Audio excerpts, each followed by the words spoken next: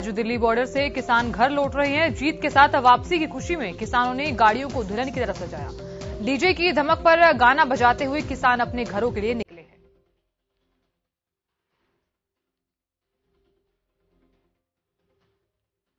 वहीं टिकरी बॉर्डर से किसानों का फतेह मार्च शुरू हो गया है। किसान नेता बूटा सिंह ने हरी झंडी दिखाकर फतेह मार्च को रवाना किया। किसान भारी उत्साह के साथ घरों की तरफ रवाना हुए हैं।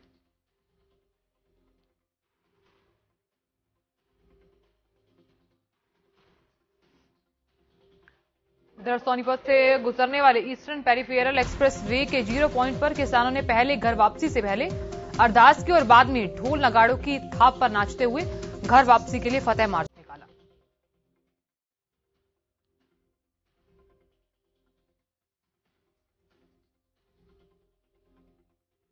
किसान नेता जगवीर सिंह ने आंदोलन वापसी को लेकर खुशी जताई। कहा, कानून वापसी से किसानों को बड़ी जीत मिली है। आंदोलन ने एक बार फिर एकता में शक्ति को सार्थक किया है।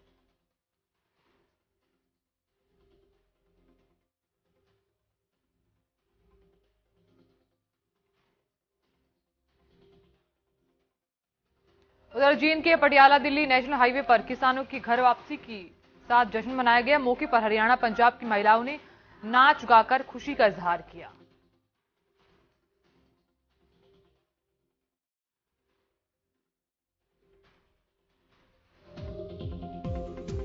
वे किसानों की घर वापसी को लेकर पुलिस प्रशासन ने पुख्ता तैयारी कर ली है। सुरक्षा के मद्देनजर NH 44 को वन वे और रूट डाइवर्ट करने का फैसला लिया गया। हाईवे पर जगह जगह पुलिसकर्मी और RAF के जवान तैनात हैं।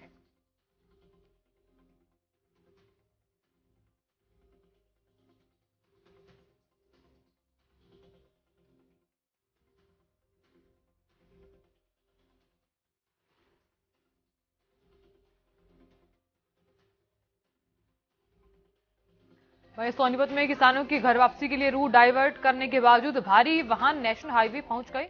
भारी वाहनों से हाईवे पर कई किलोमीटर लंबा जाम लगा। दूर दराज जाने वाले लोगों को काफी परेशानियों का सामना करना पड़ रहा है।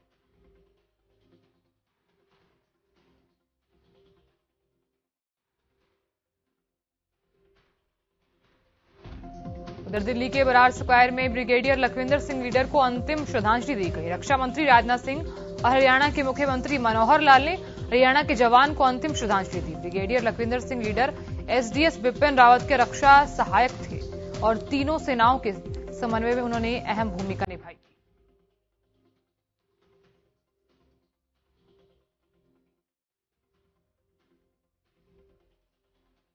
सैन्य सम्मान के साथ ब्रिगेडियर लखविंदर सिंह लीडर का विधिवत रूप से अंतिम संस्कार किया गया। ब्रिगेडियर के परिवार समेत रक्षा मंत्री राजनाथ सिंह और मनोहर लाल ने नमन आंखों से ब्रिगेडियर को अंतिम विदाई दी।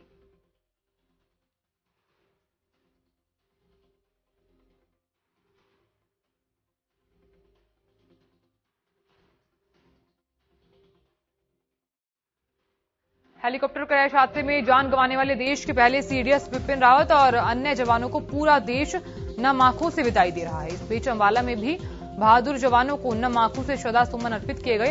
हरियाणा के गृह मंत्री अनिल विज ने भी CDS बिपिन रावत सहित हादसे में जान गंवाने वाले जवानों को नमन किया और पुष्प अर्पित करते हुए उन्हें श्रद्धांजलि दी।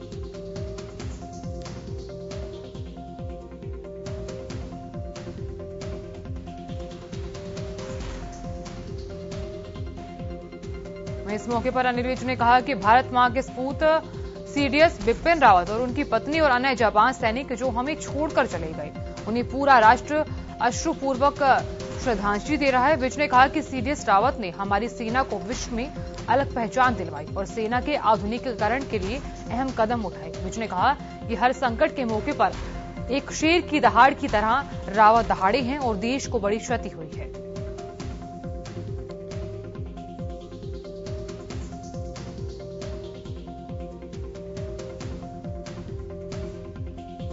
उधर गुरुग्राम में CM मनोहर लाल ने GMDA की बैठक ली और जलापूर्ति परियोजनाओं का उद्घाटन किया। बैठक में केंद्रीय राज्य मंत्री राव इंद्रजीत सिंह और कैबिनेट मंत्री मूलचंद शर्मा भी मौजूद रहे। बैठक में गुरुग्राम के विकास कार्यों पर चर्चा हुई।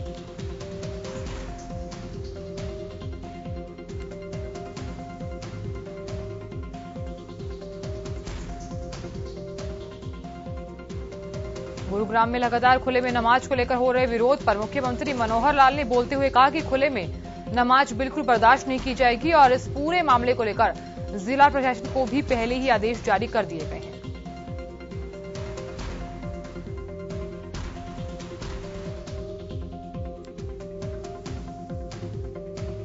दरअसल पिछले कुछ दिनों से लगातार खुले में नमाज पढ़ने को लेकर मुस्लिम समुदाय के लोगों का हिंदू संगठन विरोध कर रहे हैं। इस मामले को लेकर कई बार दोनों समुदाय के बीच सहमति जताई गई, लेकिन मुस्लिम समुदाय के बीच पड़ी दरार के बीच इस मामले पर फिलहाल एक बार फिर बवाल जो है वो बढ़ता हुआ नजर आ रहा है। लेकिन सीएम मनोहर लाल ने ये साफ कह दिया कि खुले में नमाज बिल्कुल बर्दाश्त नहीं की जाएगी।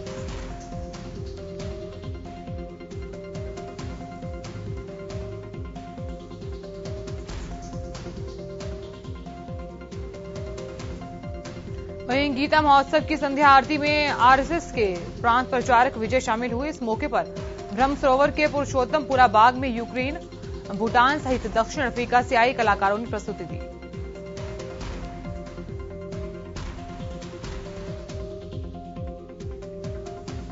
वहीं गीता महोत्सव में आज का दिन बेहद खास रहेगा। लोकसभा अध्यक्ष ओम बिरला, मुख्यमंत्री मनोहर लाल समेत हरियाणा प्रदेश के तमाम कैबिनेट मंत्री महोत्सव के अलग अलग कार्यक्रम में शिरकत करेंगे।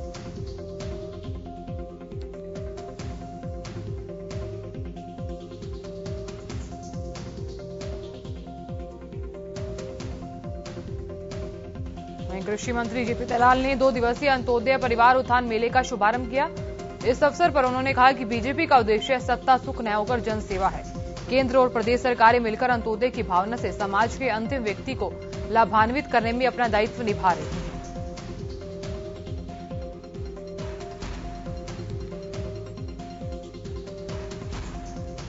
हरियाणा के कैबिनेट मंत्री मूलचंद शर्मा ने बल्लभगढ़ से मेगा सफाई अभियान की शुरुआत की। कैबिनेट मंत्री ने स्वच्छता अभियान में तेजी लाने के लिए सफाई में इस्तेमाल होने वाले उपकरणों को नगर निगम को वितरित किया।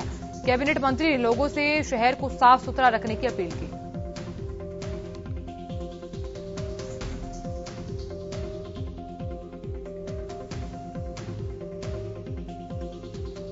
कुरुक्षेत्र पुलिस ने आप नेता नवीन जयहिंद पर मुकदमा दर्ज किया है। अतिरिक्त पुलिस अधीक्षक करण गोयल ने जानकारी देते हुए बताया कि नवीन जयहिंद की प्रेस कॉन्फ्रेंस के लिए दिए गए आवेदन को खारिज कर दिया गया।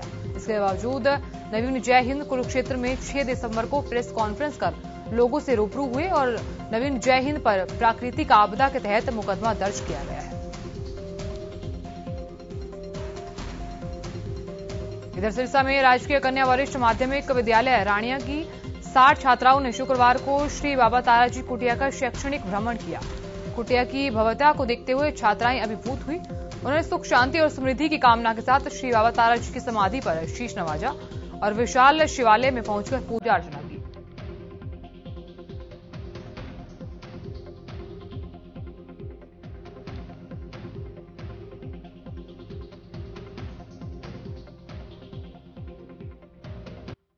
साल 2022 के फरवरी में होने वाले स्वच्छ सर्वेक्षण की तैयारियों में अंबाला अभी से ही जुट गया है। दरअसल साल 2021 में हुए स्वच्छ सर्वेक्षण में अंबाला 90वीं रैंक पर था। इसलिए इस बार भी अपनी रैंक बरकरार रखने के लिए अंबाला ने स्वच्छता को लेकर कई कड़े कदम उठाने शुरू किए हैं।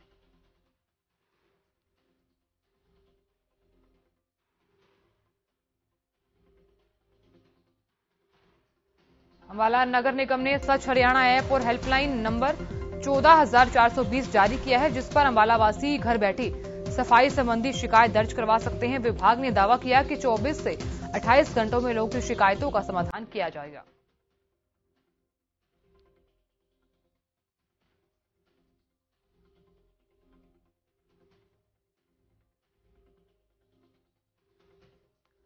नशे के कारोबार पर अंकुश लगाने के लिए गृह मंत्री अनिल विज का सख्ती का असर देखने को मिला। रेवाड़ी के आधे दर्जन से ज्यादा शहरों में शराब, अफीम, गांजा जैसे कई नशीले सामान धड़ल्ले से उपलब्ध करवाए जा रहे हैं, जिस पर सामाजिक न्याय और अधिकारिता मंत्री ओम प्रकाश यादव ने मामले को गंभीरता से लेते हुए प्रदेश में नारकोटिक्स विभाग खोलने की जानकारी दी है।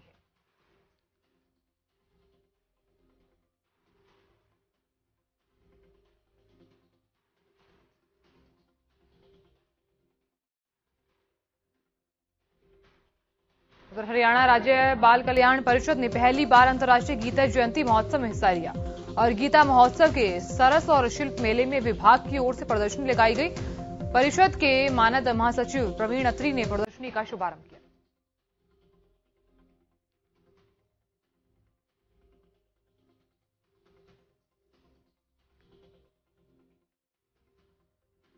प्रदर्शनी में जिला बाल कल्याण परिषद की तरफ से चलाई जा रही day care centre, open shelter home, beauty care प्रशिक्षण केंद्र आदि का अवलोकन किया गया। प्रदर्शनी के जरिए लोगों को सरकार की योजनाओं के प्रति जागरूक किया गया।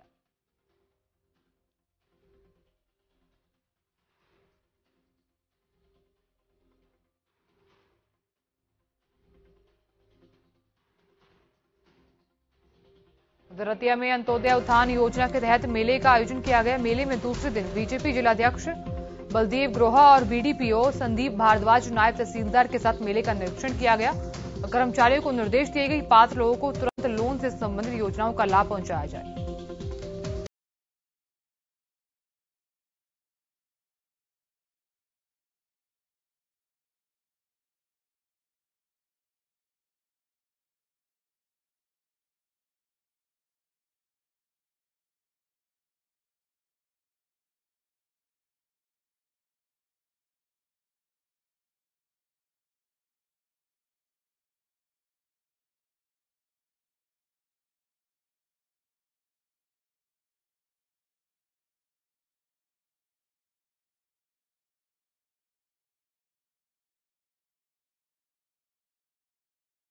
दिग्गज कलाकार और महाभारत सीरियल में युधिष्ठिर का किरदार निभाने वाले गजेंद्र सिंह चौहान ने रोहतक स्थित Pandit Lakhmichand state university of performing and visual arts विश्वविद्यालय में कुलपति का पदभार ग्रहण किया। इस मौके पर उन्होंने कहा कि विश्वविद्यालय में पढ़ने वाले विद्यार्थियों में बहुत अच्छा टैलेंट है। वे विश्वविद्यालय को उस मुकाम तक ले जाना चाहते हैं जिसके लिए इस विद्यालय की स्थापना हुई है।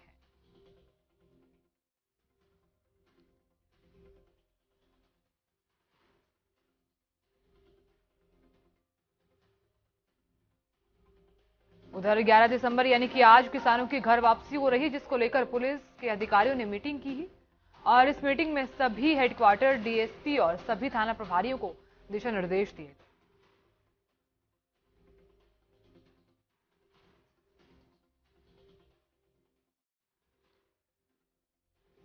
उधर भवानीखेड़ा अनाज मंडी में दूसरे दिन भी यूरिया खाद को लेकर किसानों की लंबी लाइनें लगी रही।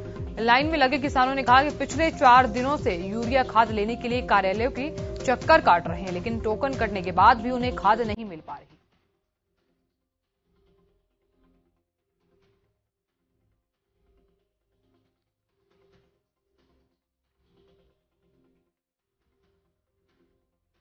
उत्तर सोनीपत की अनाज मंडी में भारतीय व्यापार कल्याण बोर्ड उत्तर प्रदेश के चेयरमैन रविकांत सोनीपत पहुंचे, जहां उन्होंने व्यापारी वर्ग के साथ मीटिंग कर उनकी समस्या को सुना। किसान आंदोलन से प्रभावित व्यापारी वर्ग का आकलन कर आर्थिक मदद करने की मांग की।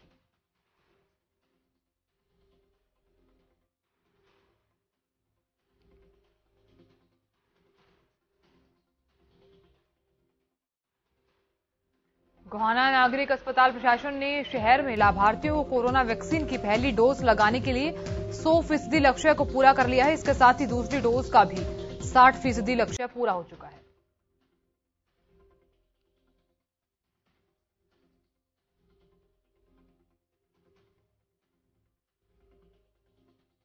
गोहाना में चिकित्सक अधिकारी दूसरी डोज के भी 100% लक्ष्य को भी पूरा करने के लिए कोशिश में जुटे हैं। अधिकारियों का कहना है कि ग्रामीण क्षेत्रों में वैक्सीनेशन बढ़ाई जाएगी।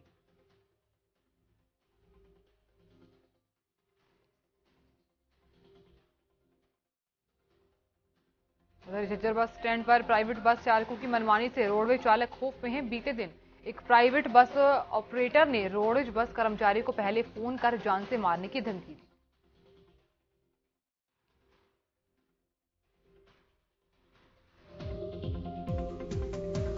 बाइक सवार हुड़दंगों ने बस अड्डे पर पहुंचकर रोडवेज कर्मचारी को मारपीट की धमकी दी। पंडित कर्मचारी ने मामले की शिकायत बस डिपो प्रधान रामवीर को दी। रामवीर ने मामले की सूचना पुलिस को देते हुए मामले में सख्त कार्रवाई की मांग की है।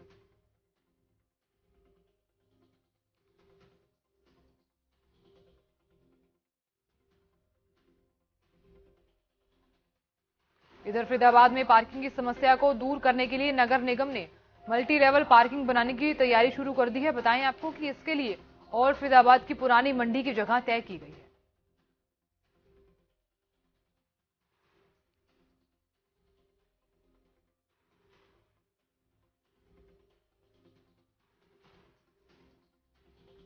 इधर अंबाला में बदमाशों के हौसले इन दिनों बुलंद हैं। हाल ही में अंबाला शहर का एक मामला सामने आया जब बदमाशों ने 2 होमगार्ड के जवानों को पीट दिया। बताएं आपको कि रात के समय शराब पी रहे कुछ युवकों को सरेआम शराब पीने से होमगार्ड के जवानों ने टोका तो बदमाशों ने उनकी पिटाई ही कर डाली।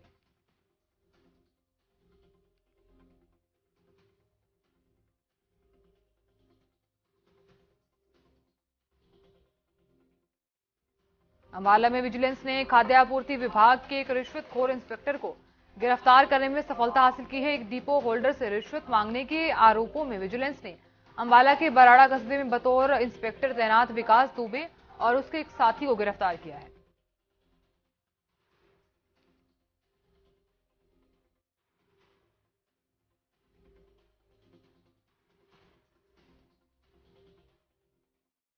भवानीखेड़ा और सुमराखेड़ा के बीच गंगानगर रेवाड़ी रेलगाड़ी के आगे कूदकर एक करीब 45 वर्षीय युवक ने आत्महत्या कर ली। उधर घटना की जानकारी मिलते ही जीआरपी पुलिस निरीक्षक धर्मवीर सिंह पुलिस टीम के साथ मौके पर पहुंचकर घटना की जांच में जुट गए।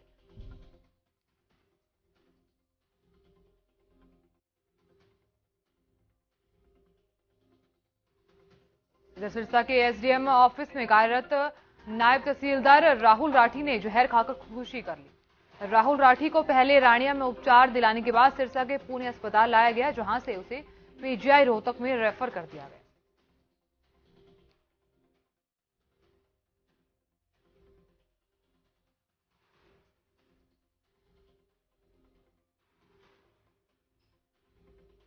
वहीं कुरुक्षेत्र पुलिस ने हथियार के बल पर करीब 4.25 लाख रुपए लूटने वाले 2 आरोपियों को गिरफ्तार किया है।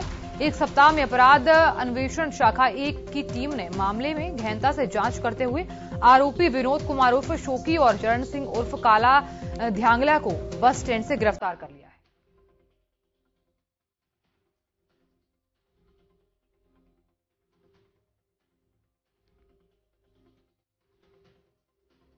चरखी दादरी के खातीवास गांव के ग्रामीण 152D कॉरिडोर में अधिकृत जमीन का मुआवजा बढ़ाने को लेकर काफी समय से धरना दे रहे हैं। ग्रामीणों ने 4 किलोमीटर एरिया में 152D कॉरिडोर का निर्माण भी रोका हुआ है जिसको लेकर प्रशासन 2 बार ग्रामीणों से बातचीत कर चुका है लेकिन अभी तक सहमति नहीं बन पाई।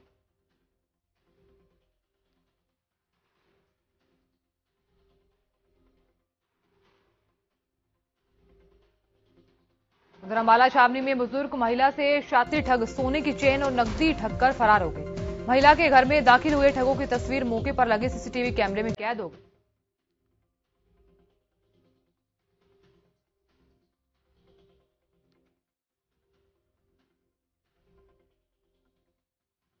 यमुनानगर में नशा तस्करों के खिलाफ पुलिस का धरपकड़ अभियान लगातार जारी है। एसपी कमलदीप गोयल ने जानकारी देते हुए बताया कि नवंबर-दिसंबर महीने में अभी तक एनडीपीएस एक्ट के 20 मामले दर्ज किए गए हैं जिसमें 22 नशा तस्कर गिरफ्तार किए जा चुके हैं।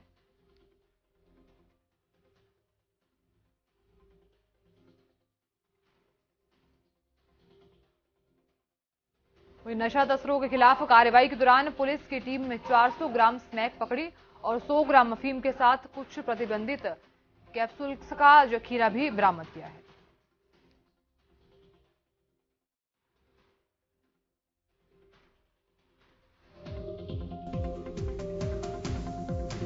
उधर जिले में स्मैक की बढ़ती समस्या को देखते हुए पुलिस चौकन्ना है, सख्ती से कार्रवाई कर रही है ताकि युवाओं को नशे से और इसके दलदल से दूर रखा जा सके।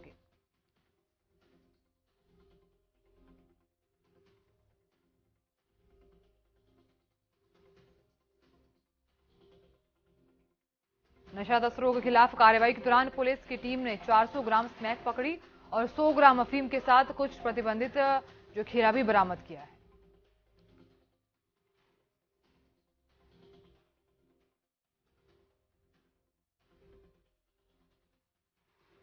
दुर्घाना में शहर के वार्ड नंबर 11 में देर रात को आई 20 कार में आग लग गई। आग किन कारणों से लगी है इसका अभी नहीं पता चला है।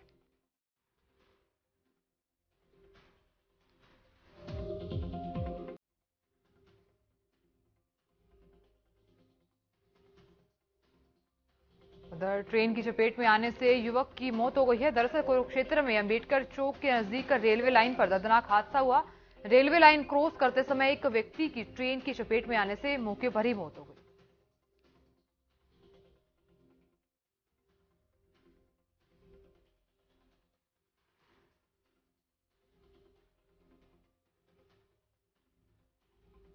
टोहाना पुलिस स्टेशन में नोटों की गड्डियां गिनने का वीडियो वायरल होने के बाद जिले के डीएसपी ने महिला एएसआई को नोटिस जारी कर जवाब मांगा है।